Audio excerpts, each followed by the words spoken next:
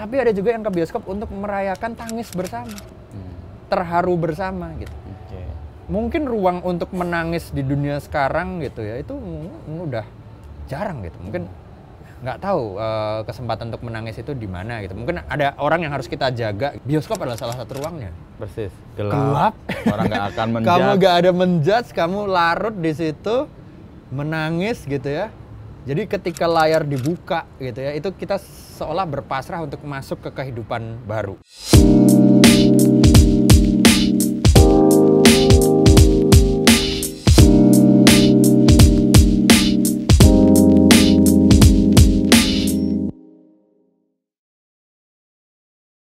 Dia punya kegairahan yang real soal karya-karya dan koleksi bapaknya. Iya.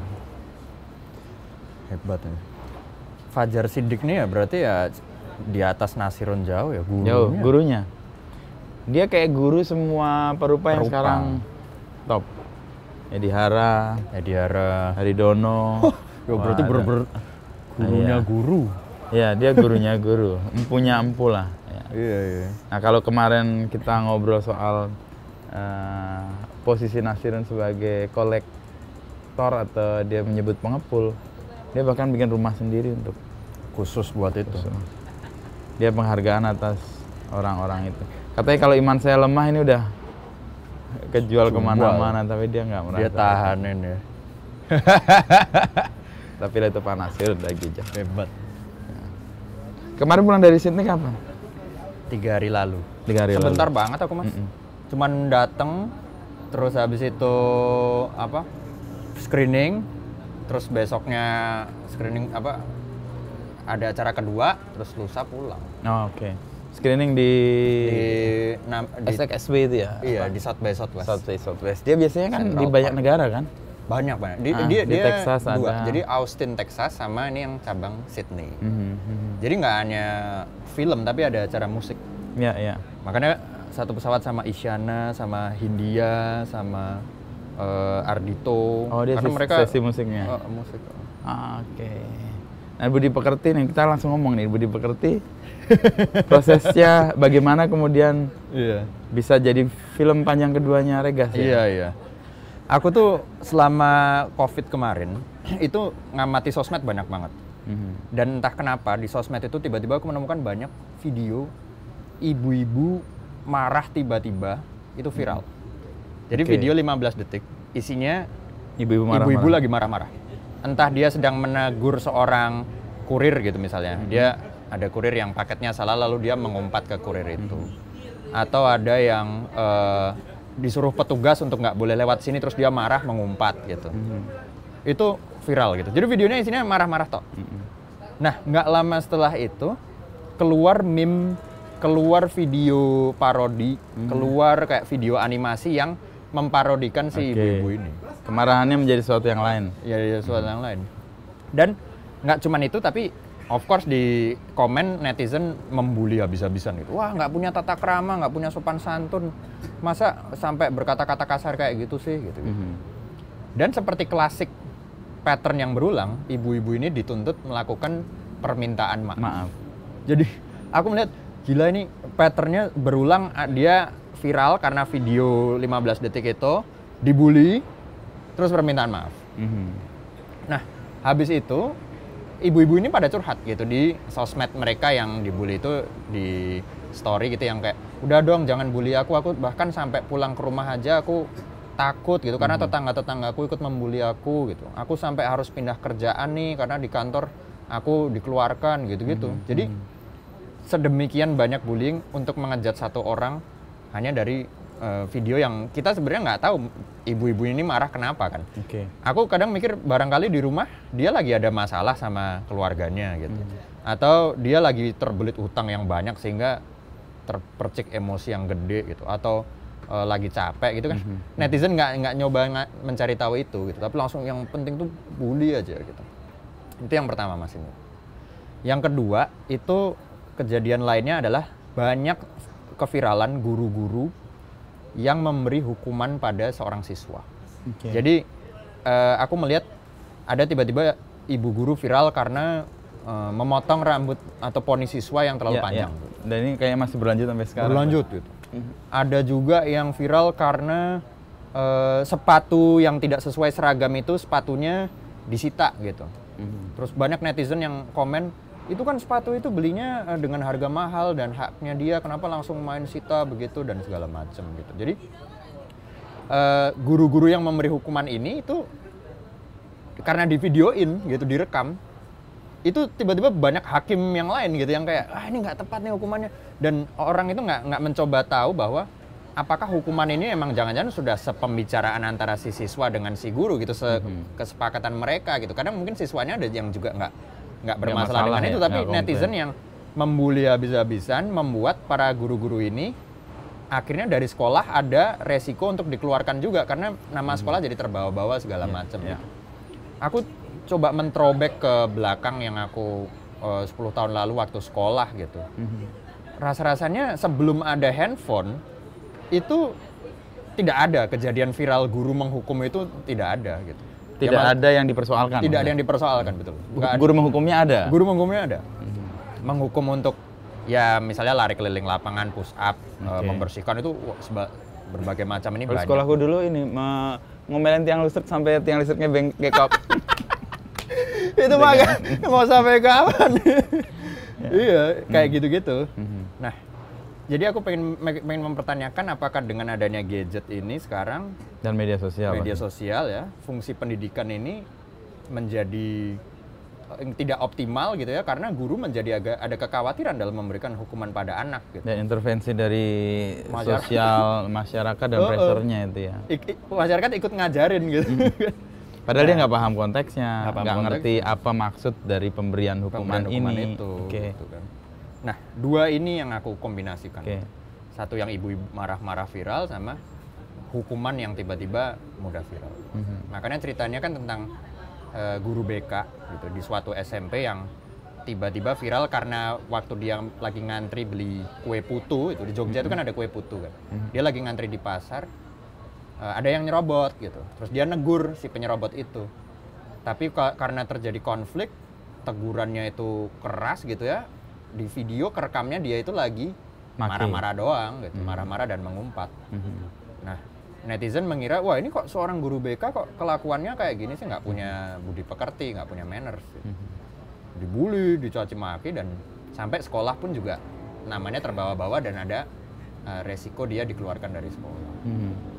Jadi dua hal yang menjadi fenomena sosial dan media sosial itu jadi ide untuk kemudian bikin.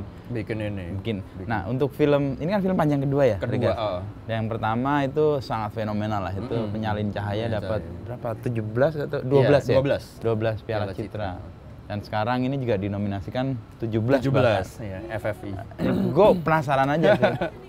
Sebuah karya dan lo baru mulai ya. Baru mulai dalam arti bikin film panjangnya.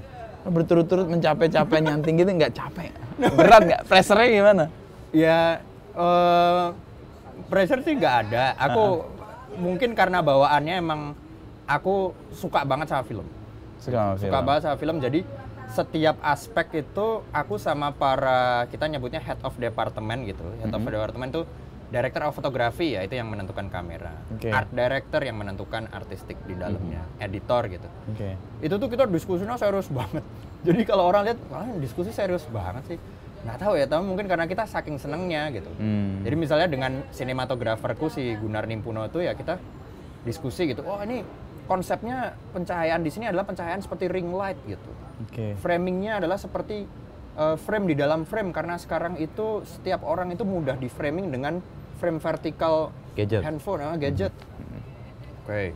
Dengan Dita Gambiro, art director. Oh kita pakai aja color palette-nya ini biru dan kuning karena buku PMP Pendidikan Moral Pancasila itu warnanya biru dan kuning. Seperti ini makanya dipakai. Iya, makanya jadinya gini kan color palette-nya. Udah kita pakai. Jadi diskusinya banyak banget Mas ini. Dan semua itu kita bikin karena hobi gitu. Maksudnya karena suka dan intens banget ya. Suka, dan kita memang selain pembuat film ya kita cinephile gitu, kita pecinta film. Gitu. Selain cinephile kita memang suka seni gitu ya, maksudnya kameramen tadi, sinematografer tadi itu basicnya seni rupa, di ITB gitu. Si Dita Gambiro itu juga perupa bikin instalasi, pernah pameran di Arjok gitu. Jadi berbagai macam kecintaan kita seni itu ya udah effortless kita masukin aja gitu. Terus syukurlah dapat apresiasi dari FFI ya, di konsepnya terbaca dan kemudian mendapat nominasi ya syukur gitu. Tapi waktu bikin pure ibaratnya kayak lagi musisi lagi jamming session gitu ya di band untuk ngulik apa, udah kita ngulik aja lah sesuka kita mungkin, seluas mungkin gitu. Jadi apresiasi kalau Regas melihat ini kan bukan sesuatu yang kemudian pressure ya, karena memposisikannya sebagai apa? Efek aja atau itu bukan tujuan kan? Iya. Mungkin lebih ke pemberi semangat ya kalau di kita ya. Mood booster. Mood booster. Aku ya terus terang maksudnya ketika ada yang mengapresiasi tandanya orang bisa membaca seluruh konsep yang kita rumuskan ngelembur ini dan suka gitu ya, mereka ada rasa senang gitu. Dan aku tuh sekarang mood booster utamaku itu udah bukan lagi kayak kopi, aku udah nggak ngopi gitu. Rokok juga enggak gitu ya. Tapi lebih kepada ketika ada orang yang sharing gitu bahwa aku suka banget karyamu gitu. Aku relate sama karyamu gitu. Aku nangis gitu. Itu energinya langsung berkali-kali lipat loh Mas. Aku kayak mungkin langsung detak jantung tuh naik. Ada keinginan lagi untuk melakukan langsung yang kayak lain. Ide-ide mengalir deras gitu. Catatanku di grup WhatsApp yang isinya aku sendiri jadi banyak gitu. Jadi aku punya catatan. Jadi aku punya grup WhatsApp yang isinya aku sendiri. Untuk mencatat ide. Untuk mencatat ide. Jadi muncul. Aku awalnya invite adikku di grup itu, terus aku kick dia. Jadi biar isinya tinggal aku tok. Nah, kenapa di situ? Karena supaya bisa voice notes. Supaya kalau lagi nyetir, aku misalnya di jalan lihat seorang terlintas ide gitu, misalnya ada sopir truk gitu di belakangnya tertulis jaga mulut kata adalah doa gitu. Aku langsung puitis banget maksudnya. Terus aku langsung voice note jaga mulut kata adalah doa gitu misalnya. Nah, nanti sampai rumah aku review gitu. Aku review lagi voice notes ini gitu. Ini tips ide kreatif tetap mengalir ya. Iya. Kalau kemarin aku ngobrol sama ini masing-masing perupa akhirnya punya cara ya. Lagi-lagi Nasirun tuh tiap hari nggak pernah lepas dari kanvas. Keren. Selalu mencari waktu dia menorehkan apapun. Bahkan ketika nggak ada ide. Iya. Bedanya dia menghindari handphone. Dia menghindari handphone sama justru. Sekali, karena dia menjauhi itu karena dia ngerasa terdistrak. Masing-masing punya ini. Tapi kan Regas justru malah menggunakan handphone. itu. Iya. Jadi bikin WhatsApp group, ngajak adik, di-kick biar aku tahu. Padahal sekarang WhatsApp ada fitur mau WhatsApp dirinya sendiri. Aku nggak tahu, sekarang baru tahu ya udah terlanjur punya. Nama grupnya Bang Ide Regas. Jadi kenapa grup WhatsApp? Biar tadi voice notes bisa. Terus link gitu. Link misalnya aku lagi scrolling Instagram menemukan di era zaman Romawi dulu ada sebuah toilet yang tidak ada sekatnya. Jadi orang tuh di toilet bisa sambil ngobrol bersepuluh gitu. Itu aku masukin linknya. Itu kayak ternyata peradaban itu ya beragam banget. Peradaban sekarang tuh ya hanyalah salah satu dari sekian ribu banyak posibilitas orang hidup gitu. Nah itu aku memang sangat handphone justru. Ini tips menarik bisa gue pakai nih. Gue ngebayangin pakai voice note di WhatsApp grup sendiri, lalu kemudian setiap ada ide langsung muncul. Karena setiap kali aku dulu beli notebooks gitu di Gramet gitu ya, beli gitu. Sampai rumah tuh isinya sedikit gitu, terus hilang gitu, sedikit terus lupa gitu. Tulisanku jelek gitu. Aku jadi kayak ya udahlah, teknologi membantu lah. Ada membantu. Yang pertanyaan yang sering ditanyakan juga orang. Regas bikin film pertama lalu meledak dan itu apresiasinya paling tinggi, memecahkan rekor FFI karena mendapatkan piala paling banyak ya. Buat lo dan tim itu membuat lo merasa kalau karya berikutnya nggak sebesar ini kayak apa? Kepikir itu juga? Iya. Sempet pasti kepikir gitu ya. Sempet banget. Besar banget.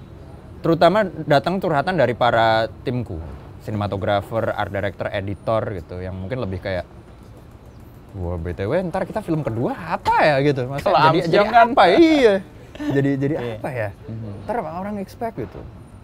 Nah, ya aku ingat kakekku itu cuman tips gitu. Udah kamu tuh apapun, tapi kuncinya adalah kamu jangan kegedean das gitu. Kan dia orang Jogja ya. Jangan besar kepala. Karena ketika besar kepala itu apa yang posibilitas baru yang ada di depanmu tuh jadi terbutakan gitu. Kamu nggak ngelihat gitu. Jadi prasojo aja, biasa aja gitu. Oh ya udah. Nah itu challenge yang berat banget untuk selalu di situ. Artinya kan berarti dalam mendapatkan apresiasi itu, ketika menikmatinya nggak bisa terlalu lama. Gitu. Jadi nggak. Aku tuh kadang mempertahankan full joy dan full kepuasan tuh berarti nggak bisa yang kayak wah seneng banget gitu tuh, mungkin itu harus dipendem gitu, harus dipendem gitu. Jadi begitu udah dapat, oh ya udah besok nih bikin film apa, karena bikin film apa besok itu relates ke besok makan apa gitu.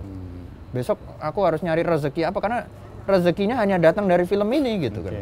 Berarti ya harus segera pikirin next. Kalau mikirinnya baru setelah filmnya kelar akan terlalu terlambat gitu. Ya aku udah bilang ke teman-teman kruku, udah ya udahlah film kedua lebih nggak bagus atau nanti film ketiga lebih nggak bagus juga nggak apa-apa, yang penting selama berproses kita seneng bikinnya gitu, nggak ada yang kayak kita terpaksa ya jadi bikin gini. Terus setidaknya kita juga bisa dapat rezeki dari film ini gitu, kedua berikutnya kita bisa hidup. Dan hidup kita tuh kan masih panjang banget, udah nikmatin aja. Baru 31 tahun. 31 ya. Tapi sebelum sampai ke titik Budi Pekerti sekarang, lalu kemarin Penyalin Cahaya, kan Regas juga punya jejak panjang untuk mencapai ke situ ya. Bisa cerita nggak awal mula? Tadi kan emang dari SMA suka film ya. Kayaknya sampai titik mana Regas yakin, atau titik baliknya di mana Regas yakin ini kayak film dunia gue? Iya. Aku tuh kecil SD itu merasa diriku tuh mediocre. Aku kayak nggak punya bakat gitu maksudnya. Aku tuh selalu irian dulu. Jadi irian artinya mudah gitu. Iri gitu. Lihat teman-temanku yang basketnya jago banget tuh aku iri. Aku nggak jago gitu. Atau temanku yang tiba-tiba main gitar, tiba-tiba bisa waktu itu bisa gitarnya Sweet Child O' Mine gitu. Jago banget itu, aku nggak bisa gitu. Ada yang Olimpiade Fisika itu dapat medali emas itu. Aku nggak, di semua itu nggak bisa itu. Ya pelajaran ya so-so lah. Waktu itu terus SMP kelas 3 itu guruku tiba-tiba bikin kompetisi film antar kelas buat 17-an. Sebelumnya nggak pernah ada. Oh, itu jadi kesempatan pertama kompetisi film antar kelas. Terus kita waktu itu belum ada kamera, handphone yang ada kameranya belum ada, dan semua kamera itu adalah kamera handycam pakai mini DV kotak. Kualitasnya masih jauh. Masih. Satu itu buat ngerekam 1 jam gitu ya, transfernya lama gitu ya. Udah, akhirnya di situ kita memutuskan buat bikin film pendek. Ceritanya tentang seorang bendahara kelas yang korupsi uang kas. Jadi waktu itu kayak temanya kritis banget. Wah, kita harus mengkritisi praktek korupsi nih, harus kita dari dalam sekolah, bendahara kelas yang jadi korupsi uang kas gitu. Oke. Nah, terus aku jadi apa? Ya kamu yang jadi bendaharanya itu, jadi aktornya aku, Mas. Jadi pada saat itu aku nggak ngerti bikin film, ya udah aku jadi aktornya aja. Jadi aktor, habis itu ya kita syuting lah setiap pulang sekolah di kelas gitu. Aku main gitu, dan akhirnya waktu syuting aku sering banget komen sutradaraku, kok pemilihan angle-mu kayak gini sih, kok dialognya gini, harusnya gini dong gitu. Sutradaraku waktu itu bete gitu. Kamu aja lah San yang udah jadi sutradara. Terus aku akhirnya direct. Dan disitulah aku menemukan senang juga ya di belakang layar gitu. Itu yang pertama. Yang kedua, ada tugas interview mata pelajaran. Masih kelas 3 SMP Masih kelas 3 SMP juga. Disuruh mewawancarai profesi orang gitu. Ya udah, waktu itu aku ke Bantul gitu ya untuk mencari profesi tukang penambang pasir di sungai. Tapi waktu aku datang, penambang pasir ini udah pergi, nggak ada. Terus aku bingung, wah gagal nih. Terus tiba-tiba ada satu rumah gapura gede banget gitu, tulisannya Kiai Geleger Kiai Lampor. Ini apa sih ini? Di situ ada bapak-bapak tua jenggot putih gitu, nemuin aku gitu. Nyari apa mas? Ini penambang pasir di sini, saya mau wawancara pakai handycam gitu. Oh udah pada pulang, kalau sore ini harusnya pagi tadi. Emang buat apa tuh? Ini buat tugas. Butuh wawancara profesi, wawancara aja sopir saya ini. Ini dia udah ikut saya 10 tahun lebih gitu. Oh ya udah, saya malah jadi wawancara sopirnya si kakek-kakek berjenggot putih ini gitu.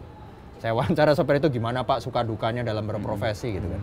Besoknya saya bawa ini ke guru saya. Terus guru saya lihat footage, loh ini di frame ini kan ada si sopir, ada juga si kakek-kakek putih berjenggot ini.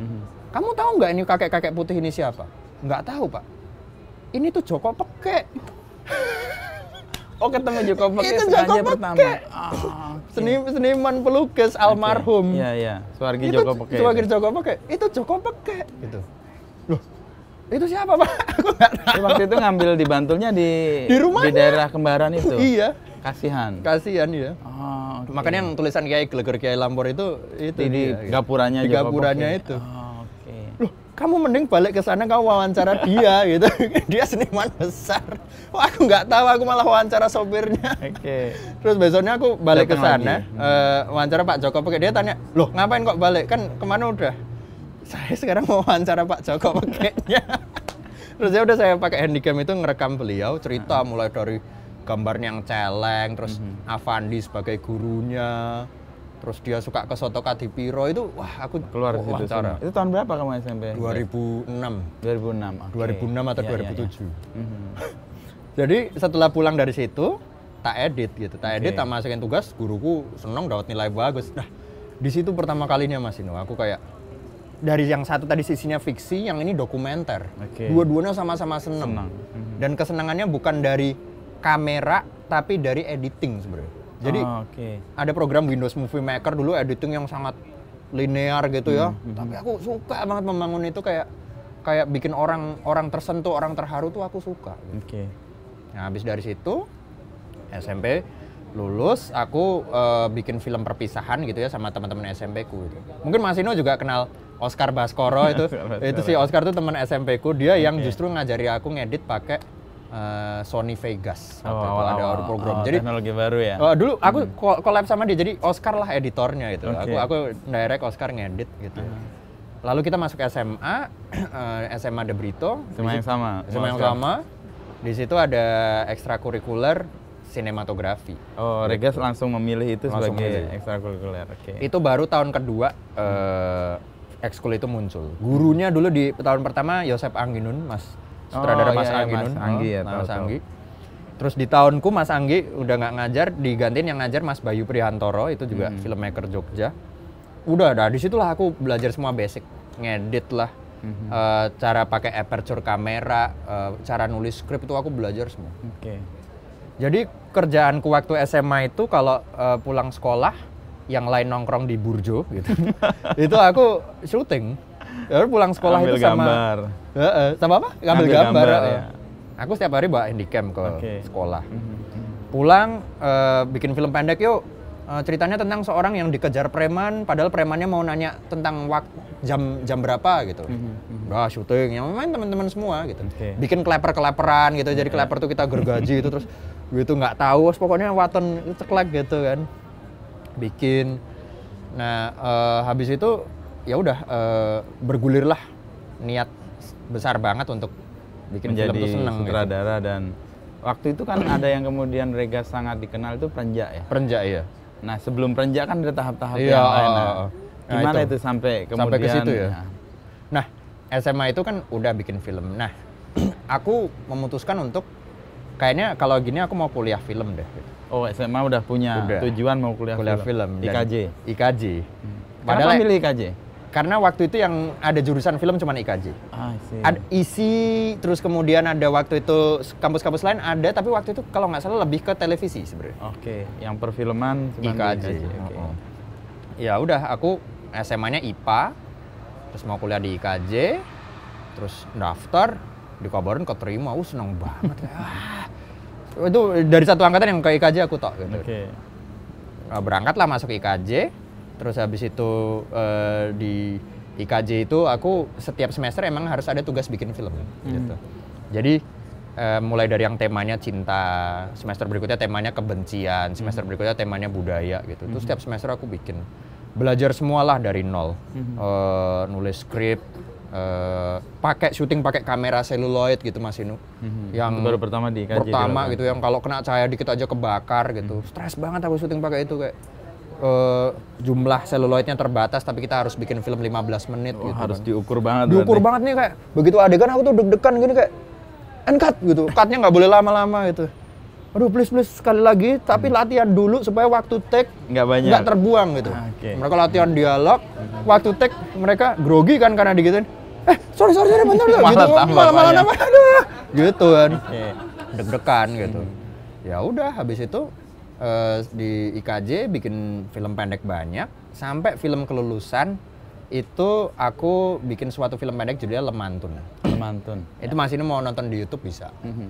Ceritanya tentang keluargaku yang membagi warisan berupa warisan lemari gitu. Aku syuting di Jogja, waktu itu guru pembimbingnya Mas Riri Riza. Kenapa Mas Riri? Karena di 2013 aku itu ada mata kuliah magang, aku magangnya di filmnya Mas Riri. Film apa dulu lagi di Sekolah Rimba. Sekolah Rimba. Jadi aku Butet Manurung tentang Mbak Butet gitu. Jadi waktu itu umur 20 gitu, aku ikut ke Jambi, ke hutan Bukit 12, syuting di sana, jadi magang jadi asisten sutradara 3. Kerjaannya nyutradarain ekstras atau figuran gitu. Ya udah aku bersama orang Rimba itu bekerja sama gitu dan selesai dari Sekolah Rimba, aku nanya ke Mas Riri, aku boleh ikut film Miles lagi nggak abis ini produksi gitu. Ada Pendekar Tongkat Emas waktu itu gitu. Kamu udah lulus belum? Belum Mas. Ya udah lulusin dulu. Kalau kamu nyambi kerja kayak gini, kamu nggak optimal. Nggak akan lulus. Lulusin dulu baru kamu bisa bersukaria bekerja di industri. Oh gitu. Jadi nggak boleh ya Mas ke Sumba? Nggak boleh. Tapi kalau Mas Riri jadi pembimbing tugas akhir saya boleh nggak? Nah kalau itu nggak apa-apa. Lemantun itu ya. Pembimbing akhirnya Mas Riri. Lulus dapat A. Terus habis itu aku submit ke festival film di XX1 Short Film Festival, dapat film terbaik. Untungnya dapat. Udah. Habis lulus, aku kerja di Miles.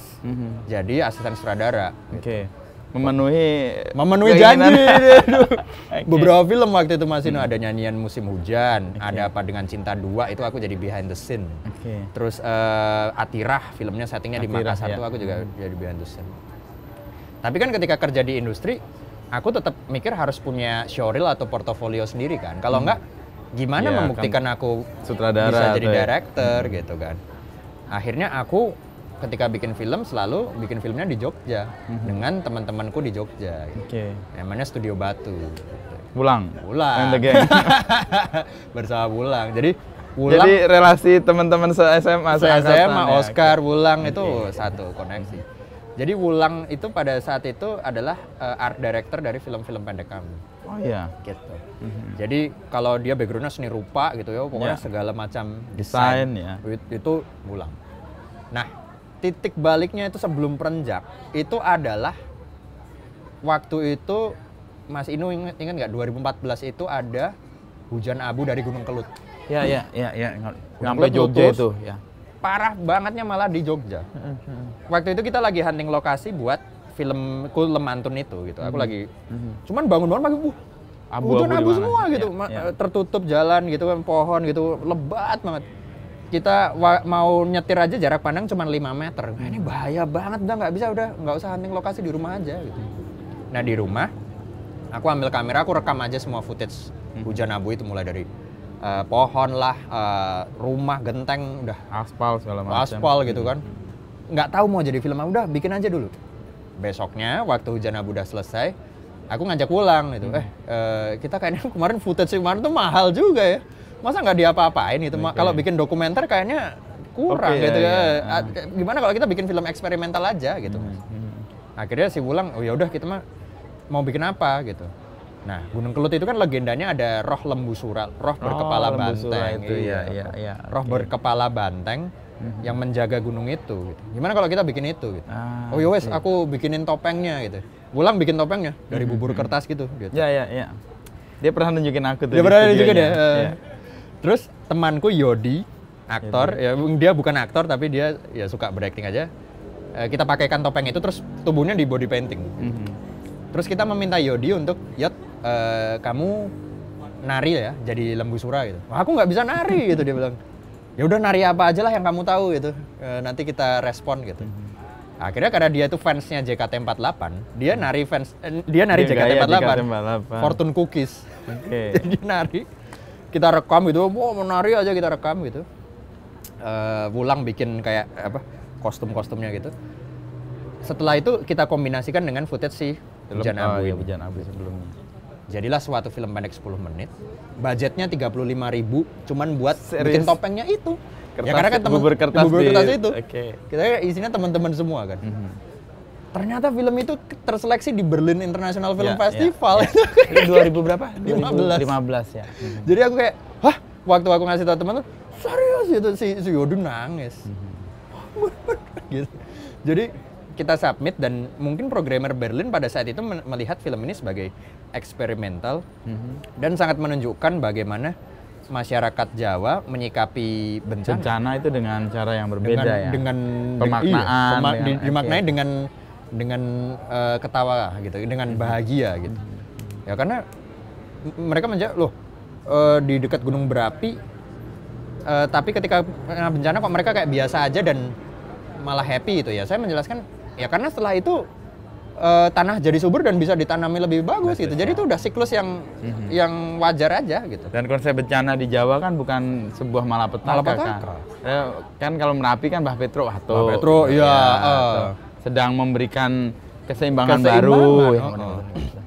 Nah itu Mas Ino. Jadi itu titik pertamaku aku merasa film jadi ruang buat membicarakan. Dan itu aku adalah kesempatan pertama ke festival internasional Berlin 2015 ke Eropa. Waktu itu pengen berangkat bareng tim pulang Yodi gitu ya, nggak bisa. Waktu itu Kemendikbud hanya membiayai 1 orang, jadi aku tok yang berangkat. Jadi mereka nitip, ya udah tapi ini posternya difoto ya, ditaruh di tempat yang bagus difoto gitu. Ini aku bawain topengnya, nanti kamu foto di depan penonton pakai topeng ya gitu, semua disupport gitulah. Ya udah berangkat ke sana, ketemu sutradara banyak banget dari sana, dan di ujung kita nggak menang, yang menang dari Korea gitu. Tapi wah kesana aja udah seneng banget ya. Bisa ketemu sutradara-sutradara yang kita kagumi, ada Wim Wenders gitu ya, ada ketemu lagi dengan Christian Bale gitu ya, aktor Natalie Portman gitu kan. Ya itu Lembu Sura. Nah dari situlah kita Studio Batu itu waktu itu merasa ya udah kita lanjut bikin film yuk, kayaknya kayak kita bikin yang kita suka aja kayaknya oke deh gitu kan. Bikinlah Perenjak gitu. 2016 gitu. Jadi setahun setelahnya langsung bikin Perenjak. Syutingnya sangat kecil krunya, 12 orang tok di sebuah dapur punya teman kita. Ceritanya tentang seorang gadis yang menjual korek api dengan harga 10.000 per batang. Tapi dengan korek api itu orang yang membeli bisa melihat bagian privat dari si perempuan ini. Inspirasinya ada dari, memang ada fenomena seperti itu sebenarnya di alun-alun Jogja tahun 80-an. Di mana ada ibu-ibu yang menjual wedang ronde gitu, tapi menjual korek itu juga gitu. Sekarang udah nggak ada. Ya udah kita syuting 3 hari. Budgetnya juga nggak besar. Lighting nggak pakai lighting, itu pakai pencahayaan natural gitu ya. Dan dapat surprise lagi, film itu masuk di Semain Della Kritik Cannes Film Festival. Jadi keterima lagi, terus yang main juga si Yodi lagi gitu. Kamu laki charm kita gitu, kamu laki charm kita. Wah, ya udah kali ini kesempatan untuk berangkat bareng sama tim ke sana. Berangkat, festivalnya di pinggir pantai gitu, musim panas gitu ya. Ketemu sutradara lain, film-film kita merayakan. Waktu wording mereka pengumumannya pakai bahasa Prancis gitu kan. Le film qui gagne le prix de meilleur court métrage gitu kan, dia mengumumkan, kita nggak ngerti gitu kan. Udah kita duduk aja, wah menang kalah udah sini aja udah seneng. Dia ngomong Perenjak gitu. Itu kita masih duduk di kursi gitu. Tapi nggak ngerti apa di Perenjak ini. Kirain dia mau ngomong filmnya nih apa aja nih, Perenjak, terus si apa gitu. Kita duduk. Terus dia bilang Perenjak, dia bilang gitu lagi, ada film kita di layar. Ini menang beneran nih gitu. Menang beneran gitu.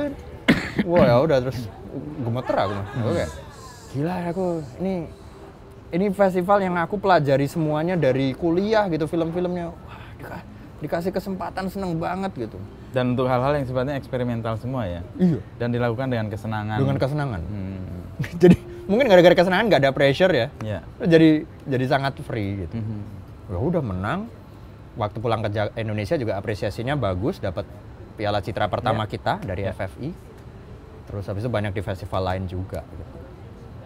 Enggak, jadi itu perencak akhirnya. Kalau lihat dari perjalanan tadi, gue mencoba mempointing ya, mempoint. Lo bekerja karena senang. Iya. Sesuatu yang lo kerjakan itu sebagai kesempatan untuk bercerita, yang banyak. Yang kedua, lo bekerja dengan orang-orang yang sefrekuensi dan melakukan di tempat yang lo suka. Iya. Dan ini kan tercermin juga dengan Budi Pekerti. Budi Pekerti ya di Jogja. Iya. Emang bener sih, itu nggak tahu ya, ada energinya kali Mas ya. Ketika orang-orang yang suka, itu kayak tadi teman-teman yang di Jogja itu kan referensi kita kurang lebih sama. Kita kalau ke Arjok bareng, kalau ada teater Gandrik nonton bareng, teater Garasi ini bareng gitu. Jadi taste-nya sama. Dengan teman-teman film Manjang Budi Pekerti kayak Gunar Nimpuno, Dita Gambiro itu, kita misalnya ada pemutaran film Eropa ini di Gute, yuk nonton bareng.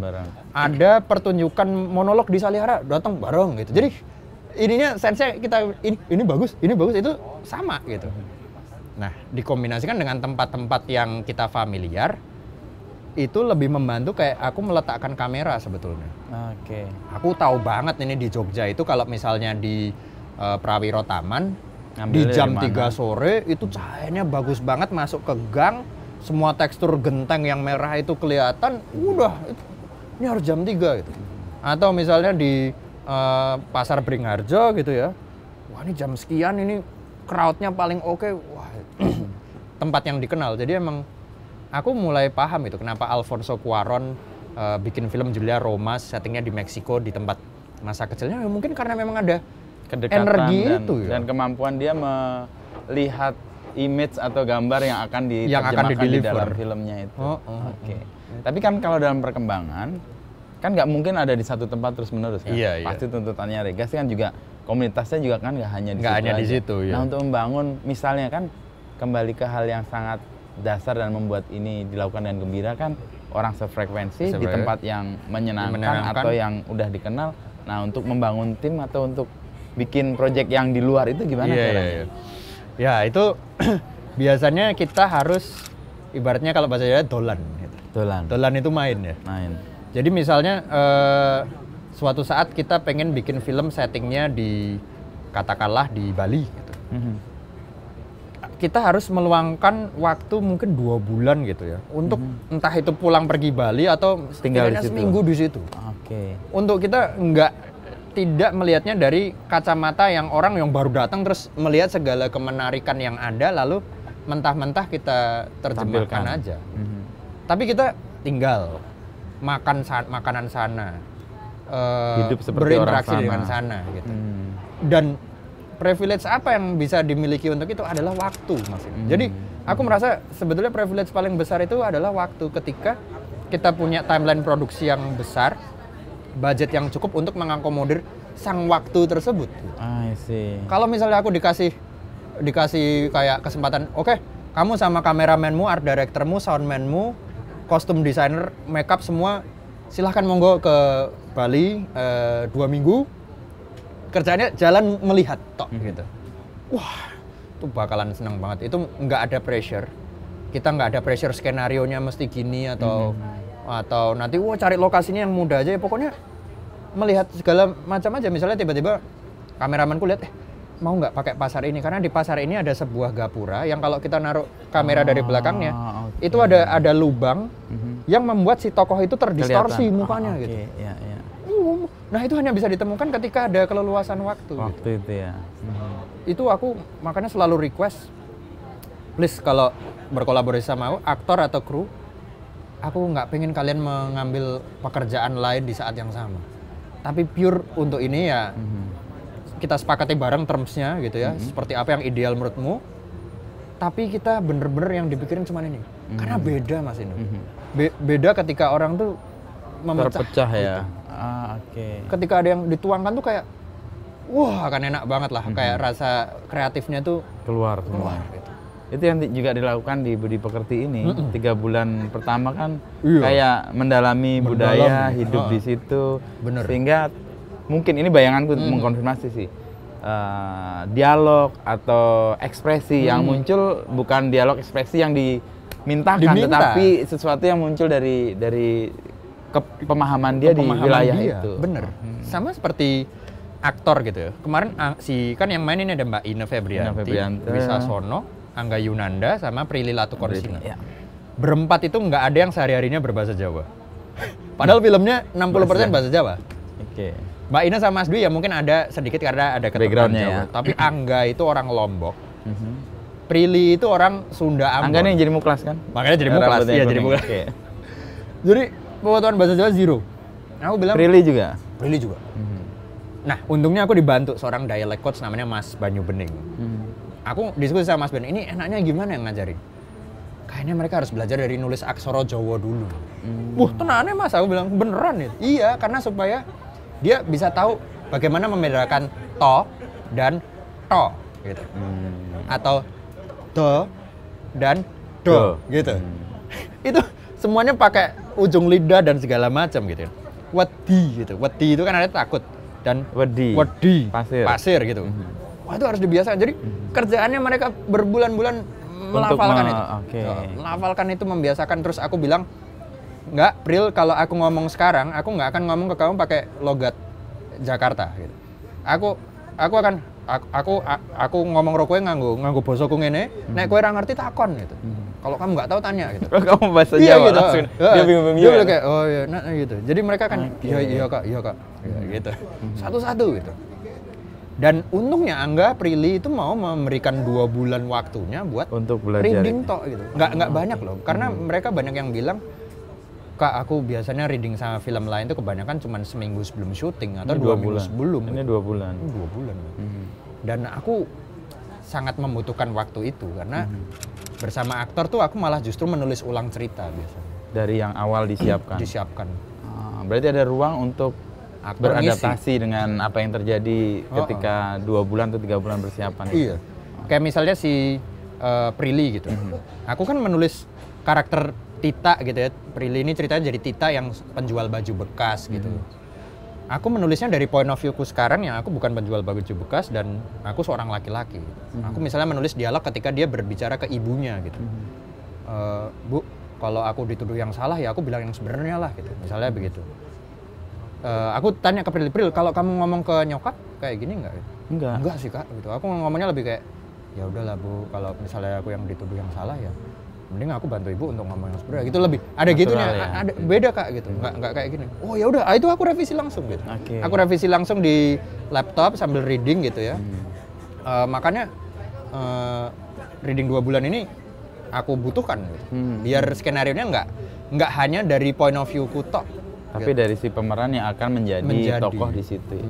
Nah, ada konsekuensi kan kalau membuat film dengan ini kan ideal banget nih. Iya. Ya, film akhirnya industri juga kan. Ada timeline, ada waktu yang sangat ketat, pembiayaan. Nah, menyiasati itu gimana? Kalkulasi. Menurutku itu memang perhitungan yang tepat. Nah, ini kan produserku si Mas Adi ya. Si Mas Adi itu membantu itu mengkalkulat gitu. Misalnya,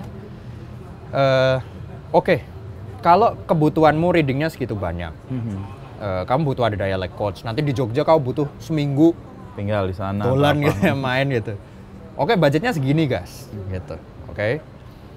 Nanti dengan budget segini, ceritamu kan begini. Nanti di bioskop kondisi penonton kita itu yang suka drama sedemikian gitu. Tidak seperti horor misalnya. Oke. Maka ini adalah angka yang kita optimis bisa capai di bioskop misalnya gitu. Artinya beberapa adeganmu yang sangat banyak itu dan itu bisa nggak kamu adjust supaya masuk ke budget kita? Oke. Aku jadi coba ada kompromi. Ada kompromi.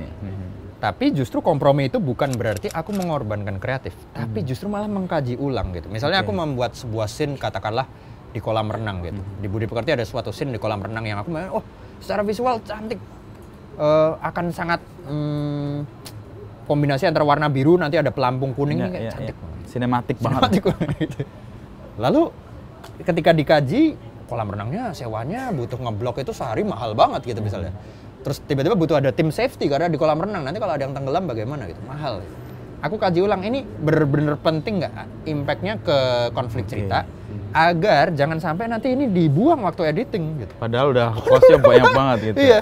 Nah, buat melakukan itu aku harus ibaratnya kayak semedi gitu. Bersemedi itu sebenarnya bukan semedi tapi merem gitu ya, memvisualisasikan dari menit ke 0 sampai 90 gitu. Film ini tayang nih, ketika ada scene kolam renang ini dicabut, mengganggu impact nggak? Secara konflik ini malah jadi turun apa enggak? Begitu cabut, enggak sih malah enak kok. Ya udah cabut aja itu. Kita cabut aja itu dan harus rela. Agar jangan sampai kita semua paksakan yang ada tuh masuk, kita syutingnya mahal, semua kru kayak capek pindah sana pindah sini. Di editing dicabut itu kan sayang banget. Mending dicabut dari skrip. Iya, iya. Nah itu kemampuan untuk membayangkan produk hasilnya itulah yang butuh latihan sebetulnya. Dan semedi tadi ya. Semedi tadi. Capek loh itu Mas Inu. Maksudnya emang bener-bener harus mood yang oke. Aku nggak boleh habis makan. Kalau habis makan tuh bawaannya ngantuk. Terus habis itu tempatnya nggak boleh terlalu dingin gitu kan. Jadi saya terus gitu mulai stopwatch tik teng mikir ini gitu. Enggak gitu. Ini enggak. Gitu. Nah, kalau dalam sekarang kan kita lihat industri ini kan sangat tinggi peminatnya dan permintaannya bahkan. Dan ada yang meminta, apalagi sudah sangat terkenal dengan banyak penghargaan gini kan, tuntutan atau permintaannya juga nggak sedikit kan. Sementara Regas kan membatasi, gue nggak bisa nih mengerjakan banyak hal. Nah, kan ada konflik tuh. Satu hal kita diakui dan punya karya yang bisa punya nilai, tapi di satu sisi ada permintaan yang sangat cepat. Jangan cuma setahun satu, apalagi 2 tahun satu. Ini ngapainnya gimana? Aku udah memutuskan sih kemarin. Jadi aku ternyata mentok hanya bisa setahun 1 film. Yang aku sutradarai ya. Karena dari proses reading, syuting sampai ngedit Mas Inu. Memang segitu. Itu aku butuh ada di situ. Nggak cuma ngedit, begitu ngedit kelar, butuh ada dubbing gitu ya. Kalau ada dialog yang kurang jernih di dubbing. Nanti proses pewarnaan, color grading, pengembalian musik tuh aku pengen nemenin. Kalau aku lepas itu pengalaman hasilnya nggak oke. Jadi owning atas produk itu tinggi banget. Tinggi banget. Aku kayak please, aku setahun kalau nyutradarain cuma bisa 1 tok. Kalau nanti yang ada tawaran lain, mungkin aku nggak nyutradarain, tapi aku produser aja. Kalau produser itu kan sebetulnya aku lebih kepada melihat konsepnya si sutradara. Misalnya aku memproduksi suatu film, sutradaranya aku meng-hire A gitu ya. Lalu dia presentasi itu, aku memberi input gitu. Ini budget kita segini. Itu tidak begitu melibatkan full jiwa raga hati gitu. Tapi kalau yang aku sutradara itu kayak harus dari A sampai Z. Dirasain banget gitu kan. Dan itu Regas 1 tahun maksimal. Ternyata mentok. Aku nggak bisa bener. Aku pernah mencoba untuk kayak double sambil mikirin nulis skrip film lain. Nggak bisa. Wah itu nggak fokus samsek beneran. Kayak aku kayak rasanya dengan anak itu kayak nggak semua energiku udah ada di situ ya. Gitu. Ya, jadi setahun itu juga menjadi penjelas kenapa karya-karya yang ya paling nggak 2 ini ya. Itu kuat banget. Kebetulan gue udah nonton nih. Aduh, iya deh, thank you Mas Ido. Satu persoalannya yang lain. Tadi kan udah kejawab bahwa ya akhirnya gue nggak bisa mengambil itu semua sebagai sutradara, jadi produser atau mungkin jadi QC-nya atau apalah. Pertanyaan kedua yang berikutnya adalah dengan banyak produksi film dan banyak studio ya, kan kebutuhan pemain juga tinggi ya. Dan kayaknya pemain itu aja. Benar. Regas kan berusaha memunculkan yang baru. Nah, di mana peran sebagai sutradara memunculkan dan di mana ego sutradara udah pakai yang udah jadi aja. Iya. Tapi kan perebutannya juga banyak tuh. Bener. Bener Mas Inu. Itu SDM tuh terbatas kan, apalagi pemain. Dan setiap kali syuting dramanya selalu sama, schedule. Aku kayak begitu mau ngajak ini, aduh aku bentrok sama ini. Misalnya bentroknya adalah waktu kita syuting, dia lagi harus sudah preps film lain gitu. Atau waktu kita reading, dianya sedang syuting. Jadi readingnya hanya bisa seminggu sebelum tayang. Wah itu aku benar-benar gak bisa kan.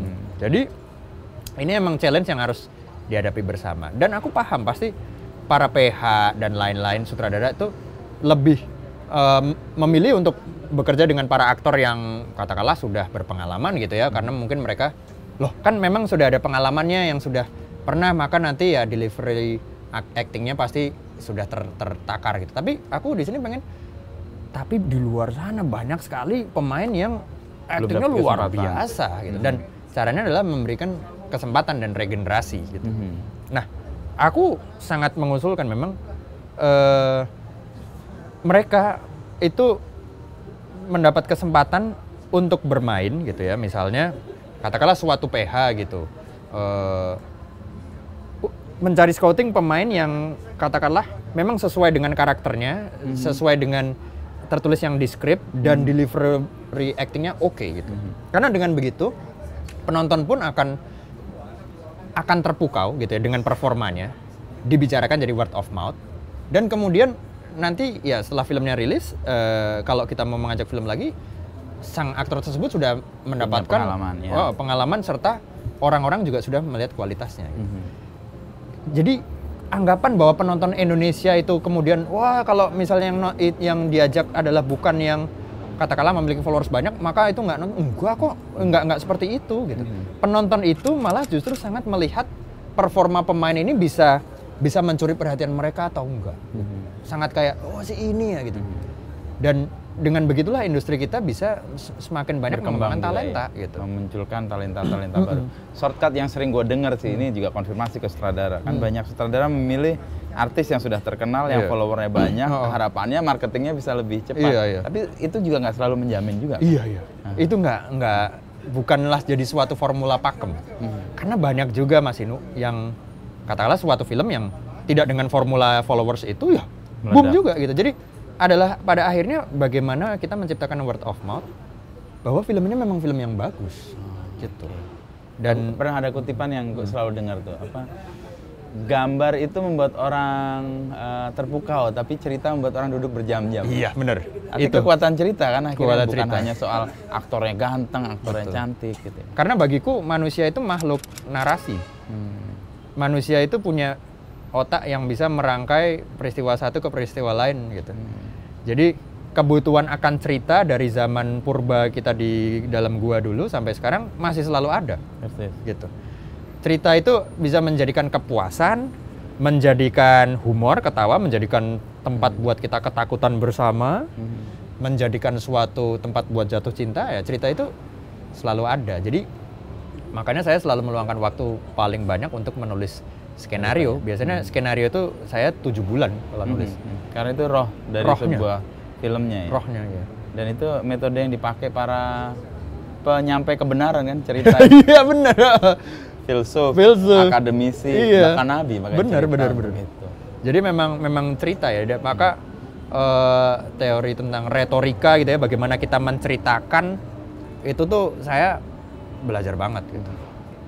Untuk meyakinkan orang bahwa apa yang kita ceritakan itu memang bisa tertransfer semua gitu, bisa nangkep. Dan hampir semua film Regas ya, mulai dari Lemantun, lalu Lembu Sura, Perenjak, dan kemudian yang layar lebar, yang Budi Pekerti, panjang, Penyalin Cahaya. Cahaya itu kekuatannya cerita ya. Dan yakin betul bahwa cerita yang bagus akan nyampe ke audiensnya, penontonnya. Nah, tadi ada soal, kan akhirnya kita nggak bisa dengan rencana awal ideal semua pemain dapat. Kadang-kadang kan ya udahlah yang dapat penggantinya lah nggak apa-apa. Nah, jaga moodnya para pembuat film dan mood antar pemainnya sendiri gimana dia? Aku tuh suka banget bonding biasanya. Bonding, gabung. Bondingnya itu makan bareng. Jadi di luar reading tuh aku pasti kayak ini ada restoran Korea enak, kita makan bareng gitu. Yang kedua nonton film bareng di bioskop, jadi bareng gitu. Atau yang ketiga kita jalan-jalan ke event, misalnya ada event pop-up store di mana kita bareng. Jadi ajakan pertama itu adalah bukan kayak aku sutradara dan kamu aktor, tapi kayak kita belum pernah kenal sebelumnya. Aku mau jadi temenmu. Boleh nggak aku temenan sama alamiah kamu? Itu ya, sebagai teman dalam sebuah produksi. Jadi gitu temen ya? gitu. Jadi Nothing Tulus menghilangkan semua kayak ekspektasi. Nanti kamu harus gini ya aktingnya. Udah, kalau lagi main nggak usah bahas kerjaan, nggak usah bahas skrip. Bahas aja kehidupan pribadi gitu. Kamu pernah punya apa dulu, punya trauma apa, punya gitu, pengalaman atau dulu waktu kecil kamu gimana, itu jadi curhat gitu. Bondingnya dapat Dan aku ternyata itu menjadi salah satu joyku dalam hidup itu, mengenal orang, berteman baru, dan jadi punya kacamata baru gitu terhadap dunia gitu. Kayak misalnya dengan Prilly gitu, aku baru tahu gitu Prilly itu pernah waktu itu syuting dalam kondisi dia masih diinfus gitu. Kayak, hah serius Prilly gitu kan, jadi kayak oh ada window baru yang aku lihat. Dapat ya. Kayak Angga cerita dulu dia di Lombok gitu, terus pindah ke Jakarta. Oh, kamu tumbuh besar di Lombok gitu. Itu memberikan warna lah buat hidupku tuh. Pengenalan secara personal dan lebih alami sebagai teman itu juga memudahkan produksi timnya terlaksana dengan baik. Iya, jadi bonding kita trust gitu ya, ada trust gitu. Nyaman gitu, nggak relax, tubuh tuh relax gitu. Nggak datang ke syuting tuh harus kayak aku standby, aku harus selalu terlihat bagus itu. Iya, tapi ya natural datang. Natural ya, kita mau leha-leha atau mau itu natural, nggak harus yang kayak, karena kalau dalam kondisi selalu jaim dan standby yang kayak aku harus selalu terlihat proper itu malah nggak keluar banyak loh, energi yang dipakai itu banyak gitu. Makanya kan banyak orang ngomong kayak aku tuh draining habis ketemu orang, begitu nyampe rumah tuh aku kayak kelelahan. Lah, ya itu barangkali ketika ketemu orang kamu harus selalu bersikap kayak harus selalu senyum ya gitu, harus menjaga. Barangkali kalau kamu menjadi dirimu sendiri malah gembira, gitu. malah dapat energi gitu, malah kamu cuek gitu. Kamu mau emang lagi kelihatan cemberut gitu ya nggak apa-apa gitu. Aku juga para aktorku ya, kamu tuh nggak harus selalu kelihatan standby gitu. Maksudnya kamu tiba-tiba mau main HP, mau tidur gini ya aku selama kamu bisa menge-save energimu nggak apa-apa. Nah dari dua film yang panjang ini, satu Penyalin Cahaya kan ada pendekatan yang berbeda untuk distribusinya. Yang Penyalin Cahaya kan langsung ke Netflix dan itu menjadi salah satu film paling banyak penontonnya kan di Netflix. Yang sekarang masuk di bioskop. Apa pertimbangan dari kedua hal yang beda ini, guys? Ya pasti ini pertama of course sutradara. Ego. Harus diakui itu ada. Sebuah ruang gelap dengan layar raksasa dan sound surround. Itu kalau bagiku itu hipnotis. Persis. Itu hipnotis. Gue mengalami hipnotis. Itu hipnotis. Itu jadi bagi seorang sutradara tidak ada yang lebih bahagia ketika seseorang penonton itu duduk dan berpasrah melihat film kemanapun film itu bergulir tanpa adanya distraksi. Karena 1 detik distraksi Mas Inu, itu emosinya bisa turun. Persis. Gitu. Jadi misalnya orang lagi nonton konflik tiba-tiba ada yang berbunyi handphone itu dia lihat terus kehilangan beberapa detik itu emosinya turun di reset lagi naiknya gitu. Wah itu aku kayak itu magicnya nggak yang udah kita susun nggak terbangun gitu. Nah ruang gelap ini itu meminimalisir distraksi. Jadi aku yakin semua tangisku, semua marahku, semua argumenku itu penonton akan bisa menerima, mendapatkannya. Jadi pertimbangannya bioskop. Dan meskipun juga of course tidak menutup kemungkinan setelah dari bioskop kita akan langsung ke online platform gitu ya. Itu memang itu jadi salah satu strategi dan kalau dari sudut pandang produksi ya ketika kita bisa membalance dua-duanya bioskop online platform ya tentu saja bagi kita juga akan lebih bagus gitu. Kalau yang pertama memilih di OTT? Covid. Pertimbangan itu juga waktu itu kapasitas bioskop tuh 50% tok Mas ini. Waktu itu kan 2020 ke 2021. Bioskop hanya boleh 50% kapasitas. Aku inget banget waktu itu mentok film-film yang tayang di bioskop tuh mentok penontonnya di 100.000 penontonan rata-rata. Dan kalau itu dikonversi itu agak berat lah untuk menutup balik modal gitu. Jadi ya udah let's go. Kita ke online platform dan senang juga sih sebetulnya waktu itu Netflix lagi sangat worldwide gitu kan dan original jadi yang nonton satu dunia Mas Inu. Jadi nggak cuma di Indonesia satu dunia. Oh, ya udah ini memang kesempatan yang tepat gitu ya. Netflix juga kerjasama dengan kita bagus banget. Aku thank you banget itu kita sudah bisa satu dunia. Sehingga kita banyak dapat feedback komen tuh dari orang-orang mana-mana Brazil gitu dapat kayak ngasih review gitu atau orang-orang dari Turki gitu kayak seneng ya. Audiensnya meluas ya. Ya memang masing-masing punya tujuan ya. Ketika COVID itu karena kendala ya soal layar yang dibuka dan justru ruang globalnya juga malah jadi dapat. Nah ini kan ada pertaruhan nih. Ini di bioskop. Benar pertaruhan ya. Karena ya tadi gue selalu menikmati di bioskop ketika gelap itu. Iya. Dan gue nggak akan membiarkan benda apapun atau siapapun mengganggu gue. Iya. Harapan gue pengen dituntun film itu sampai dapat pesannya. Tapi kadang-kadang ada film yang miss kan. Iya, kita udah menyerahkan semua. Ya gini doang. Akhirnya terdistraksi. Iya, itu kan resiko juga kan sebagai sebuah karya. Apalagi temanya kan agak kurang, bukan apa. Nggak tidak umum. Bukan tema-tema yang box office lah. Ya. Horor lah, percintaan atau drama, ini kan sebuah tema yang beda. Kalau Regas mendefinisikan ini tema apa? Aku kenapa juga pede juga gitu ya. Karena film ini adalah drama keluarga yang hangat dan memberikan rasa haru. Keluarga ya? Drama keluarga. Dan aku melihat beberapa belakangan film drama keluarga yang memberikan kehangatan ya, heartwarming, itu ada penontonnya gitu. Dan aku ternyata juga baru tahu gitu, banyak orang-orang yang datang ke bioskop tuh kan selama ini untuk ketakutan bareng gitu, misalnya horor ya, ketakutan bareng gitu.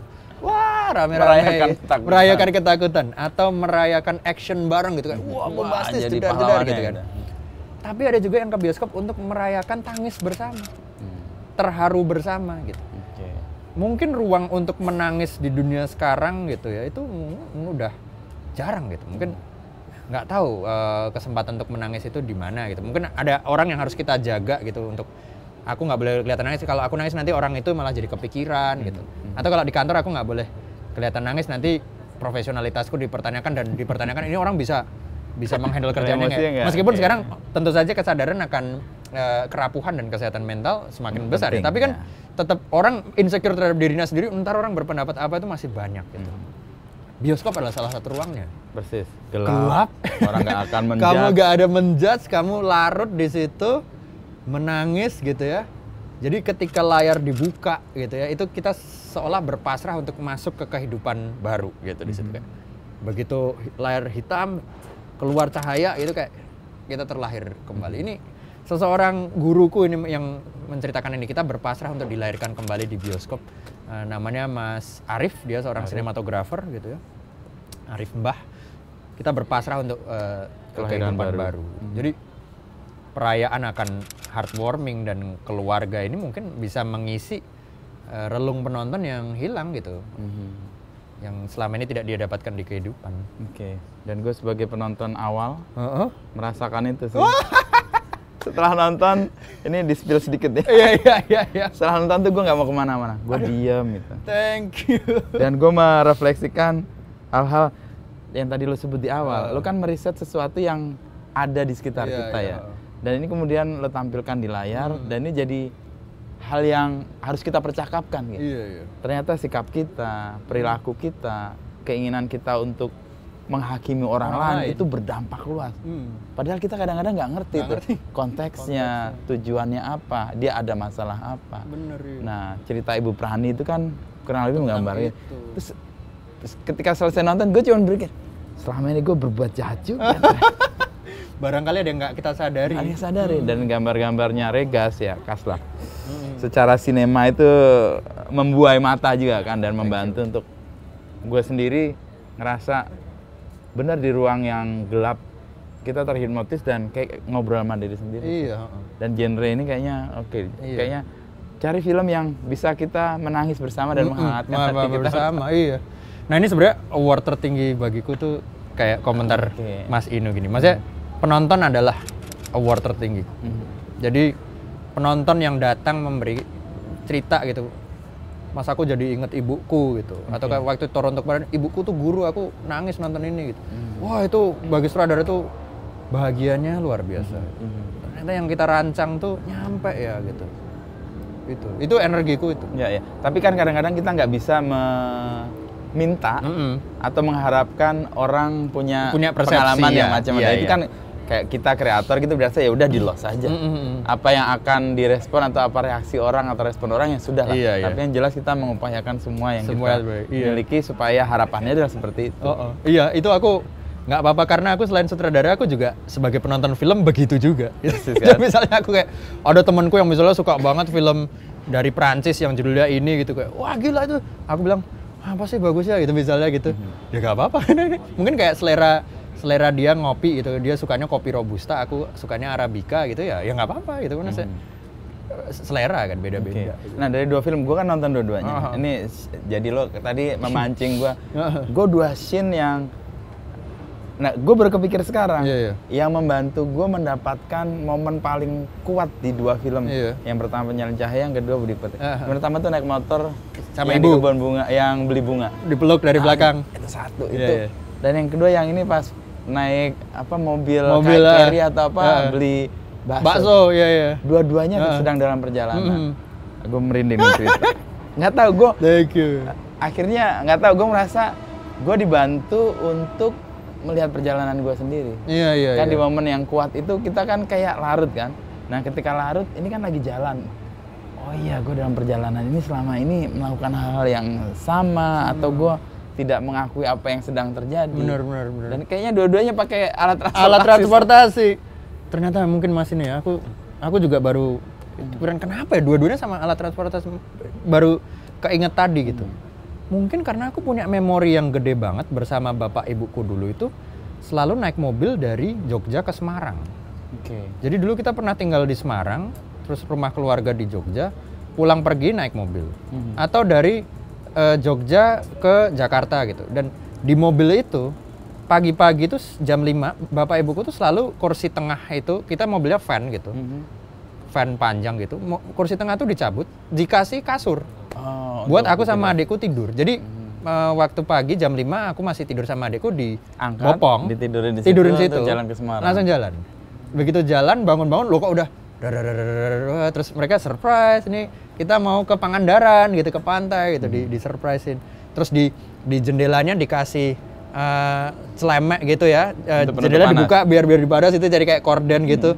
Wah itu begitu tuh rasanya happy-nya minta ampun. Jadi memori curhat di dalam mobil, cerita tentang masalah keluarga gitu ya, atau makan di mobil tiba-tiba beli ayam goreng sambil di jalan makan, itu tuh erat banget sama aku Mas. Jadi makanya kenapa di Penyalin Cahaya si ibunya sama Sur tuh pelukannya ceritanya di jalan ya, mungkin aku kalau cerita-cerita sama ibuku tuh hal-hal lagi mendalam ketika di perjalanan. Disetirin ibuku gitu. Juga yang terakhir ini. Juga yang Budi Pekerti tuh di jalan misalnya, di situ ada batagor gitu misalnya, berhenti dulu, ayo Mula Merah, beliin, terus di jalan makan itu, ibuku beliin itu, makan sambil cerita, itu mungkin memori itu kali ya. Memori bawah sadar yang kemudian muncul di gambar di sini, ya. Aku juga baru gara-gara masih nunanya ya, dua-duanya alat transportasi. Ya, masing-masing orang nanti akan ketemu scene atau gambar paling kuat ya. Kalau gue 2 yang mirip dalam arti itu sedang berjalan dan berjalan sesuatu yang baik kan, progres kan. Kalau yang terakhir kan ini menuju sesuatu yang sebenarnya belum pasti juga kan. Mereka meninggalkan kekelaman masa lalu yang ditinggalkan terus kemudian mencapai sesuatu peluang baru ya. Dan ada di kayaknya memasukkan unsur-unsur Jogja sangat kuat ya. Sekolah-sekolahnya Regas sekolah itu SMP-ku. Steladus SMP. Ya dari ruang-ruang yang aman karena sudah akrab, itu memudahkan karya juga bisa muncul ya. Dan maksudnya karena di SMP itu ada 2 guruku yang memperkenalkanku film pertama kali pas SMP. Tak ajak main di dalamnya. Ada. Nanti ada Pak Estu sama Bu Wiwit. Dia adalah yang ngasih tugas aku ke Pak Joko Peke itu. Wah, ini kayak penghormatan. Wah, ini penghormatan aku ya. Wah, tanpa mereka aku nggak ketemu jalurku di film sih. I see. Nah, itu yang gue baru tahu. Aku ajak film. Oke Regas, kita tunggu tayang tanggal 2 November ya.